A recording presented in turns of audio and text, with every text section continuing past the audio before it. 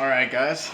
Check it, check it, check it. We are here with True4mation. What's up, what's up, what's up? Name's Koupi. We got two of the CJ best members of the group. The other half that we did not get last week. We got my boy over here Koupi. and my boy on the left, CJ Clay. CJ Clay. Yes, this is the other half of True4mation if you guys did not catch that the first time. We got a bunch of questions to ask them just to figure out a little bit about their group, what they got going on, and what they're going to bring to the music scene here in Milwaukee. So first things first, I'm going to start out. Who or what inspires you? You guys can both go individually. Rock, paper, scissors. Rock, paper, scissors. Rock, paper, scissors, shoot. My biggest inspiration when it comes down to music, I have a few. My number one inspiration is Chauncey666, a rap artist that is mainly underground, that focus on making music about the political state of the world. My second inspiration is Lil Darky because he is a free-spirited, free-thinking individual who embodies what I want to embody in music, which is complete freedom over what you do. And my third inspiration is Isbroki. She is a trans artist who also by me is trans and inspires me because she is also someone who embodies that free-spirited, free-thinking mindset that I also want to encompass. Yeah. The artist that inspires me is Rod Wave because I feel like you can hear the pain in his voice and he's just like, I don't know, it's just like he have an impact on me just like he have an impact on everyone else. My second artist, I say Meek Mill. I ain't gonna lie, cause I don't know, he just bring that flow, that rhythm that nobody really heard of, and still need to be heard to this day. One person I look up to, and I still listen to him to this day is Tupac. For sure, for sure. And just segueing with that, because I kind of heard similar to the same answers that you guys both said. With artists like Tupac and Chauncey666, they both are very unique individual artists. One with like what they talk about, but really more about how they talk about things and like the expression and passion that can be even heard in their voice when they sing, kind of similar to like Rod Wave.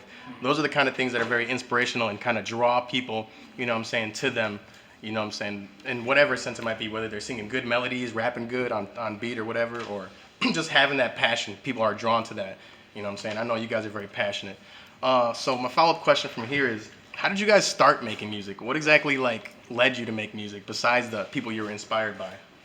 Scissors, because I got a long one for this one too. Rock, paper, scissors, shoot. Got you. What made me want to start making music?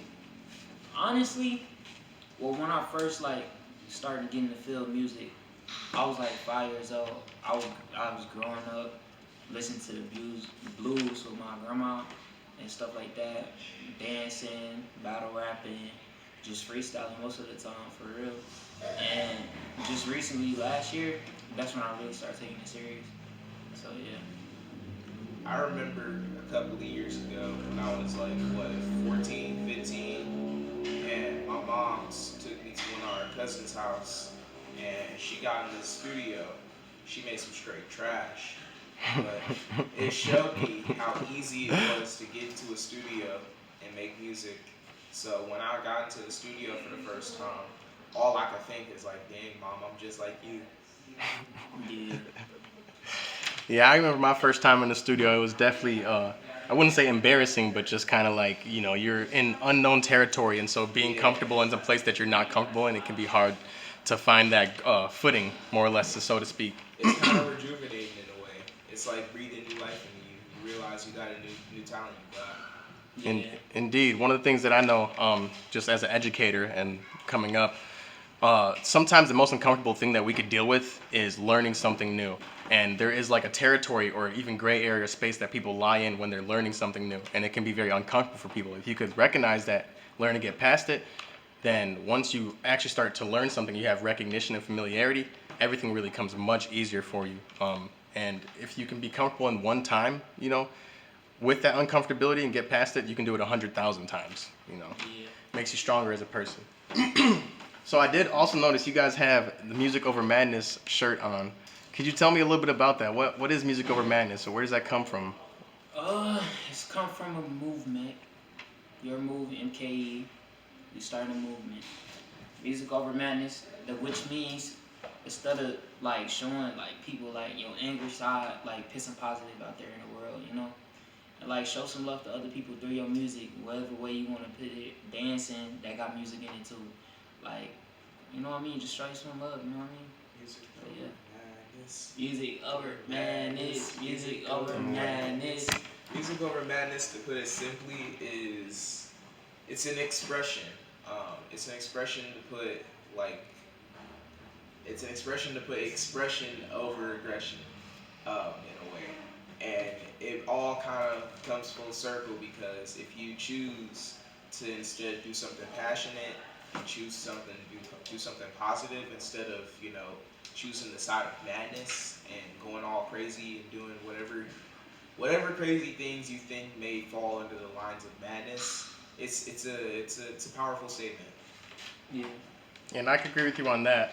As a musician myself, I learned as I came up, it's much easier for me to find the time to think about what I want to say and relaying the message, or even speaking my mind on certain, conflicts or whatever, instead of delving into even overthinking about situations or something. It's like a lot more therapeutic just to talk about it and, what I'm saying, find your own way through, your thought processes and your feelings through all these situations that happen.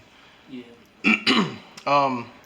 So I noticed last question I asked you guys, you said your move MKE were the ones that had came together and made music over madness. Could you tell me a little bit about your move MKE? How did you guys come into the organization? Well, last year they had a summer program going on called Hip Hop Hangouts, and my living arrangement made me go. I didn't want to go. I'm still here now. Hey, that's a lot to be said too. Kobe, he really he brought me into the organization. I had a feel for it. My first time there, I had to show them what I had. Scenery. Yeah.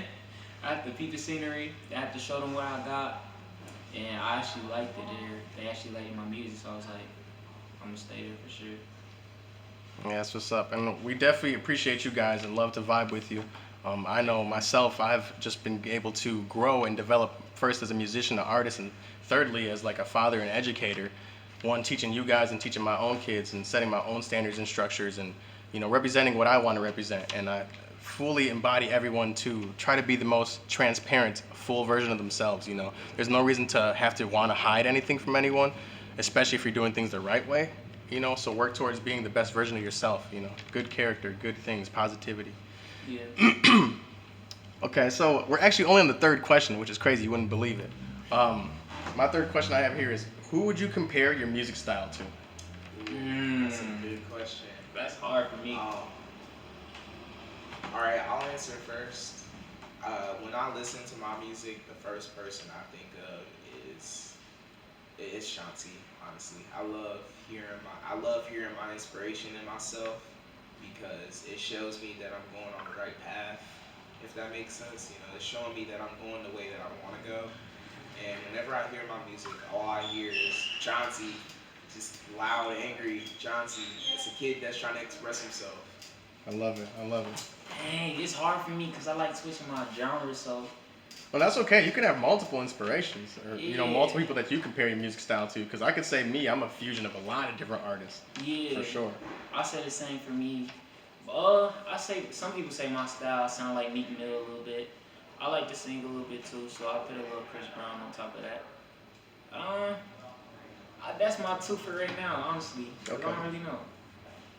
Yeah, and I guess more over time, as people give you comparisons, that gives you more understanding, or like how you put things through. Because I've heard a lot of stuff. People tell me like, "Oh, you look like Bob Marley," or "You look like Lenny Kravitz," and then they tell me, "Oh, your music sounds like Outkast," or "It sounds like D4L," or "It sounds like Eminem," or "It sounds like," And so I hear all types of stuff on the spectrum, and I just kind of take it as whatever good I can get out of it. The things that I find inspirational out of those artists, those are the things that I cling to. Yeah, for sure. All right, so fourth question I have for you guys. What do you want to do with music? Like achievement-wise, money-wise? And I mean, it could be like accolades, it could be money. Like, you got any speculation on that at all? I want to move all my peoples out the hood. That's more than beautiful. I Man. want to move every last person I saw struggle with out the hood. and get them somewhere safe. Same, Um, low key. and secondly, I want to attempt to eradicate gun violence in America. Mm. And yeah, low key the same for me, low key. Like people I struggle with or the people I saw struggle, I don't want to move them out the hood. At least do something for them, you know what I mean? Mhm. Because like we've been through all this, why are we still fighting? Right. You know what I mean? Right. Still fighting each other. We're still going through the hard times. It don't make no sense. We got plenty of stuff going against us. Why are we fighting each other? I be asking myself that all the time. My bad. Oh my goodness! I just had a genius idea in the middle of this. Yeah. Put down the guns. It's an event where you bring your gun and you turn it in. It's gonna be a giant cookout. Turn in your gun. Turn in your gun and raise some funds, man. Do something. Yes. I'm not gonna lie. I love the idea. We'd have It's to never probably. gonna work though. We probably have to dwell on it before even Oh thinking my that'd be God. like That would available. never work. No one would be willing to do that. Heck no. Turn in your gun is crazy. Someone gonna be scoping out the box of guns like. Oh trying to take yeah, the- They got a whole box of guns now. Oh, no. that's crazy. But so yeah, getting back to the question, I was actually thinking, so like achievement wise, when I wrote the question, I know for myself, if I was an artist, and knowing like I am a music artist, where I want to take things myself, besides getting, you know, my family in a better place and people that I dealt with struggle out of the hood and out of their bad situations, achievement wise, I actually want a couple accolades. I gotta get a couple Grammys. I couldn't say I'm like a top level singer or top level artist if I don't have a Grammy. Even if it's like unfair, even if you gotta like sometimes pander to what society wants, I'm willing to do that for maybe one album to get my Grammy. You feel me? Yeah. Maybe do some Kendrick Lamar stuff, pimp a Butterfly, you know, and then come back out there with some hardcore hip hop, you know, something to change it up. Number 5, what was your first or performance like? And this can be both sides. One, the first performance or show that you did yourself, and your first show or performance that you paid tickets and went to go see. Recently I went to go see T Grizzly. Actually, it was a lot of people that up there performed. I saw Big Frank up there, which is, I ain't gonna lie, he like the second best performance that went up there. Fire. First one for me was T Grizzly for sure. Not just cause I'm a fan, but like just cause he rocked the stage. Yeah, he yeah, rocked yeah, the the dances energy. and stuff like Mhm. that. My first show, my first show was actually at Grace Weber's Music Lab. Actually, yeah. It was really fun, honestly. And that place felt like home to me, I ain't gonna lie. That's why every time I gotta go back. Or just to see other artists like perform and stuff and see who I can work with next, you know? Mm-hmm. So yeah. For sure, for sure. And you, Koupi? What was the question again? I'm sorry. Oh, you're good. What was your first show and performance like that you paid money for to go see? And what was like your first show and performance like that you performed at? Well, the first person I've ever seen live was. Ooh, I gotta go way back for this one. Man, the first person that I saw live, I wouldn't be able to tell you, but it was a long time ago, and I remember it inspired me a lot because like I thought to myself, like, dang, this person really had the balls to get on stage and perform in front of all these people. That's what I'm saying. So like that was revolutionary to me. But my first performance was at Can't Kill Our Vibe, not Can't Kill Our Vibe, the Hip Hop Hangout Summer Bash, where I performed my first song that I ever recorded that was radio ready, Yeah. and it was electrifying. I had a great time. Like looking back on it and looking back on other performances I've had, it's not my best performance, but it was fun. That's what it was. It was fun. Yeah. Yeah, that's what I like to hear. I know my first performance was definitely very scary. I've been performing since like high school. I was doing a lot of musical theater and stuff. The first show I seen was like Wiz Khalifa and Juicy J. Really? Probably back in like 2012, 2013. Man. And they came for one of Wiz's first tours. Man, that was an amazing show. You already know the whole crowd was lit. Everybody had their joints in the air, man. It was For crazy. sure. It was crazy. It was wild. But obviously super deep memorables because we was jamming some of the best hits, and then afterwards, giant, smoke party. Yeah, some of the best times, man. Some of the best times. So I think it's good to just recollect on that and reflect on that because in the future, once we do more shows, we got more performances. you know, all this stuff is gonna come back around, and you're gonna be looking at it like, man, now I could connect the dots and see how it all came together. Yeah. For sure. All right, and so to wrap it up here, guys, last question I have: if you could do a feature with any artist, dead or alive, who would you want to do a feature with, and why? I'll say Tupac for sure. Cause like he talk about his community just like me, and he got something to prove in his music, you know. So Give me Chauncey. I want my inspiration to be on my song too. And I don't want this to be no regular song. This is gonna be like a 20-minute song and me and him just going back and forth spitting bars. 20 minutes. Yes. That's like Lil Durk's 144 bars, something Yes. like that. Crazy. that's crazy. And we just gonna be going Crazy back work. and forth. Just That's going like back and forth. Eminem and Royce the 5'9". They joint 20 album. minutes though. 20 minutes. That's almost a whole album, to be honest. You split it up into songs. That's like Yeah. 5-6 songs that are 3 minutes long each, 3.5 almost. You talking about on the same beat or just on some No, different different beats? beats. You keeping the beats up. Oh, like yeah. 7 or 8 different beats type beat. Oh yeah. Big cipher, you can do it like that. Almost like was it the Choice style cipher? Yeah. That, Hey, you know, Big Sean Death came Squad out by with. Lil Durky. Death Squad, the song 20 and then song. Yeah. Kind of like that. Crazy. Well, Alrighty then. Man, I'm glad to hear it, man. Once again, we got True4mation here, my two boys, CJ, Clay, Koupi. Four's out. Four's Man. out. Y'all did y'all thing. I appreciate you for your time, man. Y'all have a great day. Of course, man.